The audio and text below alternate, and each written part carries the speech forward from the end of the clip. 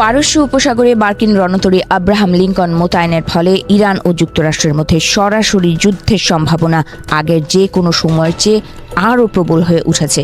যুক্তরাষ্ট্রের শক্তি প্রদর্শন ও ক্রমাগত হুমকির কারণে নিজেদের বিপদ বুঝতে পেরে শক্ত অবস্থান নিয়েছে ইরান।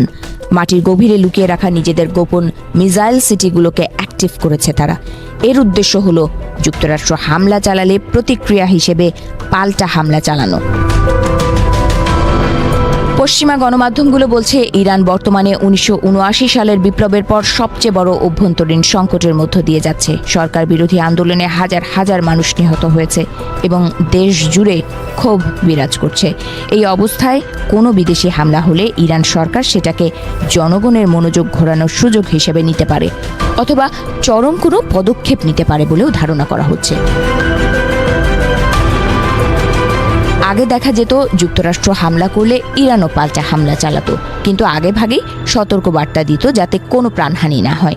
2020 সালে সোলাইমানি হত্যার পর এবং গত বছরের জুনে হামলার আগেই হুঁশিয়ারি দিয়েছিল ইরান, যাকে বলা হতো একেবারে মাপা প্রতিশোধ।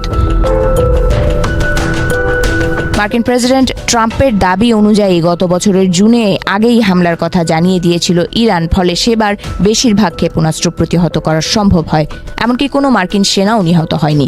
এটিকে ইরানের পক্ষ থেকে পূর্ণাঙ্গ যুদ্ধ এড়ানোর চেষ্টা হিসেবে দেখেছেন অনেকে। কিন্তু এবার প্রেক্ষাপট ভিন্ন বলে মনে করছেন বিশেষজ্ঞরা। তাদের মতে এবার যুক্তরাষ্ট্র হামলা চালালে আর সেই পুরনো পথে হাঁটবে না ইরান। অস্তিত্ব রক্ষার টানে এবার তারা দ্রুত এবং অনেক বেশি বিধ্বংসী হামলা চালাতে পারে বলে মনে করছেন তারা। বিশেষজ্ঞরা বলছেন যুক্তরাষ্ট্র বড় ধরনের হামলা চালিয়ে ইরানি রাষ্ট্র ব্যবস্থাকে দুর্বল বা পঙ্গু করে দেয়, তাহলে দেশটি পুরোপুরি বিশৃঙ্খলার দিকে চলে যেতে পারে। 9 কোটির বেশি মানুষের একটি দেশে হঠাৎ কেন্দ্রীয় সরকারের পতন পুরো দেশের সিস্টেম ওলটপালট করে দেবে, যা দীর্ঘস্থায়ী অস্থিরতা, গোষ্ঠীগত সহিংসতা এবং আশপাশের দেশগুলোতে এর প্রভাব ছড়িয়ে পড়তে পারে, যার ফল ভোগ করতে হতে পারে বহু বছর। আর এমনটি হোক তা কখনোই চাইবে না আয়াতুল্লাহ আলী খামেনির নেতৃত্বাধীন বর্তমান সরকার। বিশেষজ্ঞরা বলছেন এই ঝুঁকিগুলোর কারণেই এখন যুক্তরাষ্ট্রকে আরও কঠোর ভাষায় হুঁশিয়ারি দিচ্ছে তেহরান। ইরানের বিপ্লবী গার্ড বাহিনী, নিয়মিত সেনাবাহিনী ও শীর্ষ রাজনৈতিক নেতারা